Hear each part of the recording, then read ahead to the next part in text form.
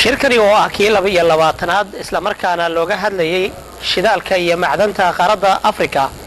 ayaa maanta si rasmi ah loogu soo gabagabeeyay xarunta shirka oo ka socday ee CTICC ee magaalada Cape Town ee dalkani Koonfur Afrika. shirkani ayaa waxa ka soo qayb galay ku dhawaad 2,000 oo wafuud ah kuwaasi oo ka kala socday wadamada Afrika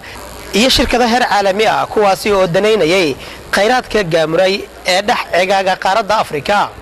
wasiirka batroolka Soomaaliya iyo wafdi uu hogaaminayay ayaa ka qayb qaadanayay inta uu socday shirkani. maxamed mukhtaar wasiirka batroolka Soomaaliya oo markii uu shirka soo idlaaday TV-ga Universal la hadlay ayaa sharaxaya faa'iidada ay ka heleen inta uu shirkani socday. waad ku mahadsan tahay sidaan la soconno waxa bariyahan dhan socday shirka shidaalka asbuuca Africa ama African Oil Week oo ay ka soo qayb galeen wafuud badan oo ka kala timid qaaradaha kala duwan caalamka oo intooda badan ay ahaayeen dadka ka howlgala arrimaha shidaalka ama ha noqdaan kuwa professionals ah oo dhanka adeegyada service waxaan loo yaqaan ha ahado ama haadan shirkadaha waaweyn ee soo saara shidaalka ha noqdaan waxay shirku uu sida uu u socday inta badan waxay ahaayeen presentationno ama macna bandhigyo ay sameynayaan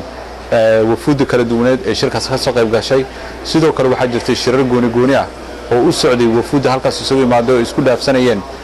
danahooda inay ka wada hadlaan arrimaha ka wada dhaxeeya ka tashtaan. marka annaga haddaan Soomaaliya nahay sida aan waraysiga ayaantii hore iyo bilowga shirka aan idin sheegaba ujeedadeenu waxay tahay inaan u sharaxno bulshada arrimaha shidaalka ku shaqada leh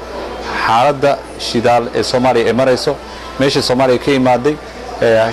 kheyraadka Soomaaliya ku jira rajada laga qabo intuu leeyahay sida aan isugu diyaarinayno in kheyraadka Soomaaliya laga faa'iideysto sida dawladda Soomaaliyeed ugu go'an tahay in ay kheyraadkeeda ka faa'iideysto ay ka maaranto ku tiirsanaanta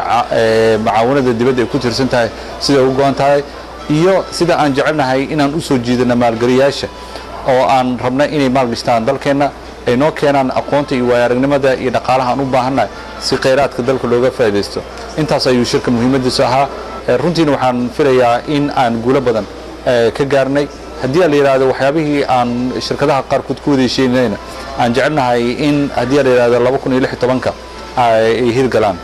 xasan kaafi maxamed shire telefishinka caalamiga Universal